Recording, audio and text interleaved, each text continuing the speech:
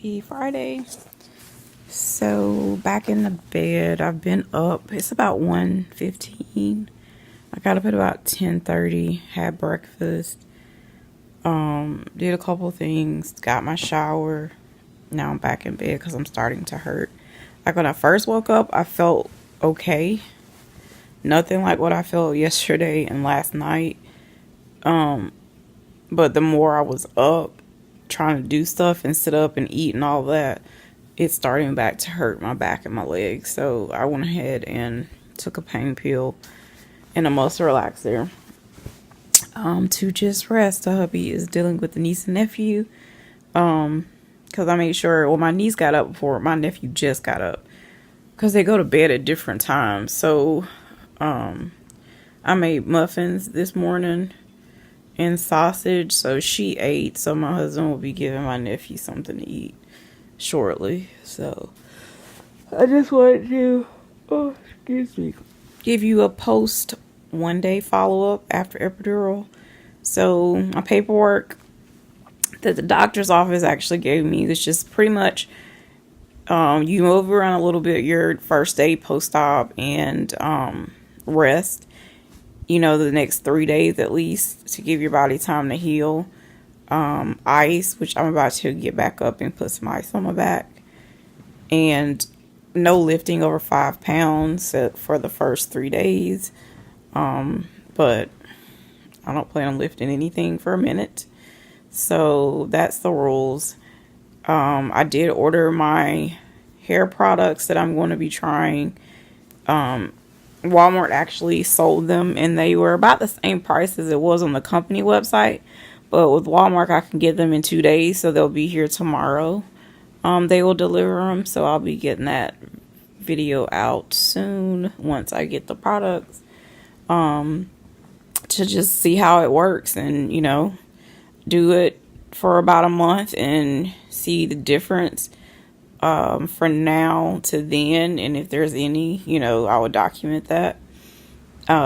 This is just something more educational that us luppies need to know, even autoimmune, because there's other autoimmune that affects your hair, your scalp, and stuff like that. So I will definitely be trying to work on that and get it out to you guys as soon as I am better. And thank you guys for the prayers and the concern regarding the epidural. So I'm about to rest because the hubby has track practice. So I'm going to find out if he's taking the kids with him or what the plan is. I'm not sure. Hey guys, I have not been able to go to sleep because my niece and nephew, mostly my niece, will not stop knocking on the door needing something. It's 5:30. The hubby's going to practice. I'm so tired and hurting. I had something to eat, so I took my second cell set for today. I took the pain meds like earlier when I came on, like 1. But I told my husband I've got to go to sleep, so I'm about to give Easter her 6 o'clock meds 30 minutes early and turn the TV off and my phone. My husband's just to go get a couple things from the store when he leaves track. He's tired. I know he's tired. But we gotta have some groceries, so he's just like, you need to get off your phone and just relax and not think about anything. Don't worry about track to the 15th. I'm like, yeah, but you just asked me to fax 3 things and do announcements. How is that relaxing, y'all? I'm just tired. I'm starting to get grouchy because I'm hurting and I really just want to rest and not have to keep getting up and down, up and down. So let's try this again. Hey guys, so it's about, what time? 11, I think. Hold on, let me see. 11:30. So just get my niece and nephew situated to clean up their area, get their bled clothes on. We haven't been too long, ate probably like an hour ago. That's the hard thing about, we're used to it because of track, but like with them, and I had to wait for my husband to go to the store, then I had to cook some chicken, and I'm tired. And I told my husband, I was like, this is not supposed to be me doing this. This is supposed to be you. And they're talking about they want to go home. And I was going to take them to church, but they can go home at this point. I'm just saying. Not supposed to be bending, but it seems like that's what I've been doing all freaking day. And I'm paying for it. So I did get like an hour and a half nap. Then my husband woke me up seeing what he needed to get from the store, even though I wrote a list. Girl is tired. And my oxygen got to 87 before I went to sleep. So I know I'm doing too much. I already know. Like, I don't have to be fussed at. I already know. So tomorrow we have a can shake. Try to get more parents to get involved. So that didn't happen. So therefore, my husband's probably going to have to be up there the entire 11 to 2 shift, because there are 2 new parents that are in each shift, and none of the older parents wanted to do it. So it just gets to be very stressful. So I told him he could take the kids. They can help collect some money for the track club, and I can rest. So we shall see if that happens tomorrow. But right now, my back is actually hurting. Before, it was more my legs that were hurting. But earlier, when I finally did get to lay down, it felt like someone was literally squeezing my waist really hard. But now my back is hurting. So I guess the anesthesia is completely gone at this point, because my back, like where it's hurting at, it was kind of numb. So I don't know. I'm about to get my ice pack. While I'm thinking about it, just go ahead and get it and put that on for a good 15-20 minutes.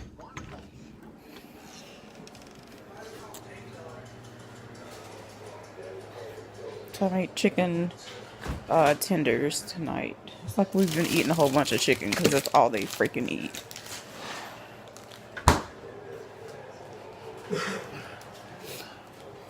Hubby had a steak. Say hello. See, I have to turn y'all. It done got to that point now. I still look good though, baby. Even with all this, I'm gonna get all this cut tomorrow from somebody. If y'all see my wife on the news, CNN, about children that were beaten with a wooden spoon, I already told them. So I said they want to go home, they can go home. So, got my ice pack and laying down, I'm going. You got them for the rest of the haul? Well, no, I'm saying all I got to do is turn the TV off and their light, and they can just use their phone. But if they fall asleep, I'm not finna get up to go turn that off.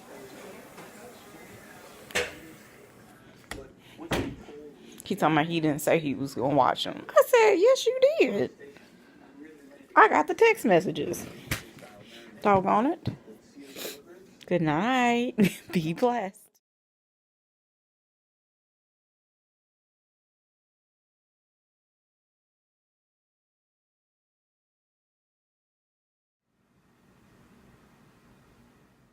Hey guys, go check out my latest video, the epidural and Metaport process. Hope you guys enjoy it. Good morning, guys. It's Saturday. Hope you guys are having an awesome start to your weekend. So, I got up at about 3:50, might as well say 4 o'clock this morning. Woke up just out of a straight sleep in severe agonizing pain. So I ended up taking a pain pill, even though I had took one at probably like 11 o'clock or 11:30, I can't remember. But the pain was so unbearable. I waited an hour. It was still like no relief, so I ended up having to take a muscle relaxer, or a half one. And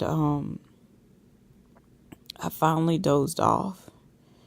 And then I got up not too long ago at 9 something to eat breakfast so I could take my Celcept, and I'm still hurting. Like, it went away enough for me to sleep, but now that I'm up, it is like a vengeance. It hurts so bad. The hubby is gone to a can shake, which we're getting messages from parents that are not going to show up. Also, my niece and nephew are asleep, thank God. I really need to try to rest today and not really be up doing a whole lot. Just having a very difficult time. And I can tell you guys, whether you have autoimmune or not, and you're having anything done on your back or body, surgery, no matter how bad, or how big or how small, listen to the instructions. Don't be hard-headed like I have, because I'm paying for it. I have my neuropathy pain in my feet is like a 25 right now. So literally from the mid part of my back, from probably like L3-4 area all the way down to my toes, is excruciating pain. Like I'm walking bent over like I have a humpback at this point. So yeah, I just wanted to come in and give you guys an update on day number 2. I'm praying later is better. If it gets to the point, that I need to take the other half of the muscle relaxer, I will have to call my husband and let him do so. My niece and nephew, my niece will probably get up shortly, but my nephew will sleep till 1 o'clock. And no, that's not good, but I'm not even finna go and try to make him get up, because as soon as I do that, then they're arguing. They're asking me 1,000 questions, and I just can't. Tia can't do it today. And my sister-in-law called and was like, my brother, when he gets off, he could come pick him up. But I really want them to go to church tomorrow, because they don't get to go to church with my brother and them at all. And I'm the only one that has ever taken them to church. And it's literally been, my niece was probably like 2 then. So I've been trying to pray with them to get them, some relationship with God, to understand what God is. And I really want them to go to church, because when our church does vacation Bible school, we will be at the Junior Olympics in Iowa. So that will not, I can't take them during that time frame. But I do want to start, letting them experience it. And I told my brother they could come get them at 11, unless they're crying and want to go home today. That's fine. But that's important to me, because me and my brother were raised in church. Both parents were Pentecostal ministers. But it's like when my dad died, he really didn't, he was falling, he didn't really want to go to church. But my mom was still preaching, so he would, still attend.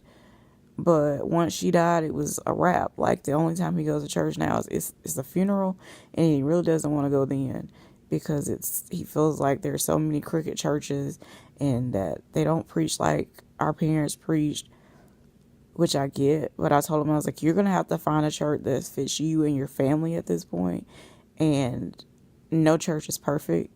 So you go in, the word, if there's something not right with that preacher preaching certain things. I'm not saying stay in the situation, but church starts at home. And even if you don't want to be in a physical building church, you can do reading the scriptures at home. You can teach your kids how to pray at night, how to say a blessing over their food. I just think that's careless and selfish, that you're taking your own issues that you've had with other churches out on your kids, because they need that. And my sister-in-law was not raised in church, and that's one thing. When you're not equally yoked, it makes it hard, but I know if my brother starts to go to church, she will follow. But it's just one of those things. So that's my mission as Tia, to show them God, and they need it. So I'll come back later, guys. Hey guys, so it's 2:30. The hubby did come home early. He got here probably about 11:30. And I fell asleep because it was storming. So now I'm about to take my medicine, my pain meds, and my second cell set. Because I didn't take it earlier this morning like I thought I was going to take it because I fell asleep, which I'm thankful for. But yeah, I'm about to take it and, go right back to sleep because your girl needs the rest. My chest hurts a little bit. Oxygen, like it hurts to breathe, but my oxygen level is okay. It's finally gotten up to 97. Yay. But I do have some discomfort, like on the left side of my chest. So I'm just gonna try to just relax. He's gonna do it with the kids.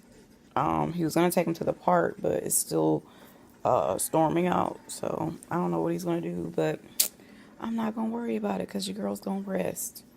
Self-care is the best way right now.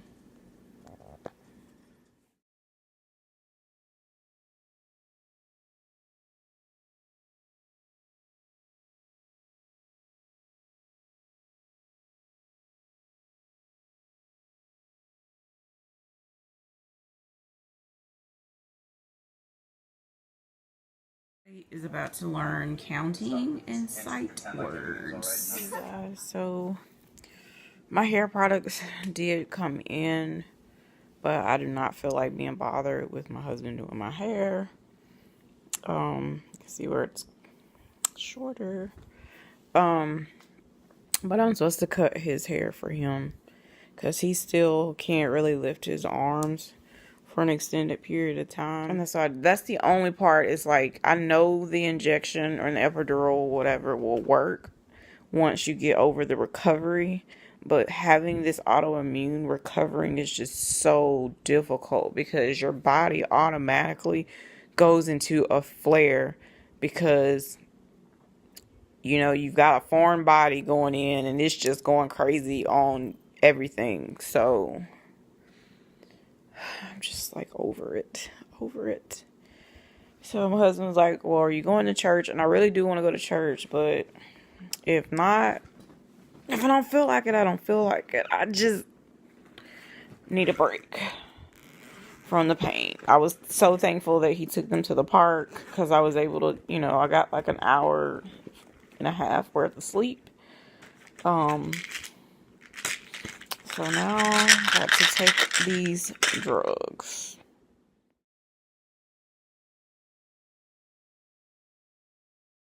Cutting the hubby's hair, so I was like, this needs to be a record moment. Look, he got a mohawk going almost. What's the best part of getting a haircut right here?